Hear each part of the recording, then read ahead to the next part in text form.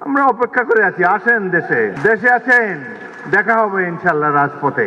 এত অন্যায়, অবিচার, খুন, গুম, মানি লন্ডারিং, হত্যা, নির্যাতন, আয়নাঘর, এতে তারা কোনো লজ্জাবোধ করে না তো।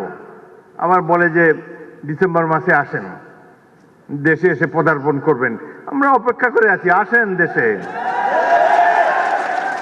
দেশে আছেন, দেখা হবে ইনশাল্লাহ রাজপথে। 27 বছর বয়সে মুক্তিযুদ্ধ করেছি, এখন 82 বছর বয়সে আরেকটা করব বাংলাদেশের জন্য। বাংলাদেশের জনগণের শাসন, গণতন্ত্র চিরস্থায়ী করে যাব আমরা। রক্ত দিয়েছি এই দেশের জন্য, যুদ্ধে আহত হয়েছিলাম 1971 সালে। এই ধরনের বাংলাদেশ দেখার জন্য নয়। জুলাইয়ের যে ইতিহাস, গৌরবের ইতিহাস, পৃথিবীতে অনেক রাষ্ট্র আছে, তাদের এরকম নাগরিক নাই যে উদ্ধত সঙ্গীনের সামনে দুহাত তুলি আবু সাইদের মতো দাঁড়াতে পারবে। কোন জাতি এত সাহসী? আমরা সেই জাতি, তাদেরকে নিয়ে আমরা গর্ববোধ করি।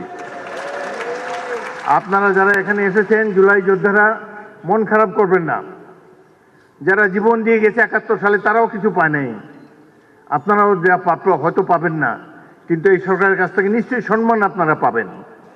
আমরা সেই সম্মান আপনাদেরকে দেব। গরিব দেশের যতটুকু সাধ্য আছে সবকিছু উজাড় করে দেব আপনাদের কল্যাণের জন্য। জুলাই গণ অভ্যুত্থান আমাদেরকে রাষ্ট্র পুনর্গঠনের সুযোগ এনে দিয়েছে। আমাদের লক্ষ্য হওয়া উচিত একটি গণতান্ত্রিক, ন্যায়ভিত্তিক, দুর্নীতিমুক্ত বাংলাদেশ, যেখানে প্রতিটি নাগরিক সমান অধিকার ও মর্যাদা পাবে। আজ আমরা একটি নূতন যাত্রার সূচনা পর্বে দাঁড়িয়ে আছি।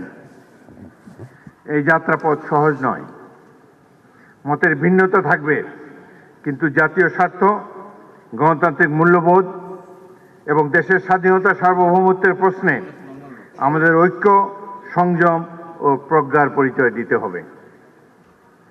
আমাদের সজাগ থাকতে হবে, যাতে কোনো বিভাজন, কোনো বিদ্বেষ বা কোনো সংকীর্ণ স্বার্থ যেন আমাদের জাতীয় অগ্রযাত্রাকে ব্যাহত করতে না পারে।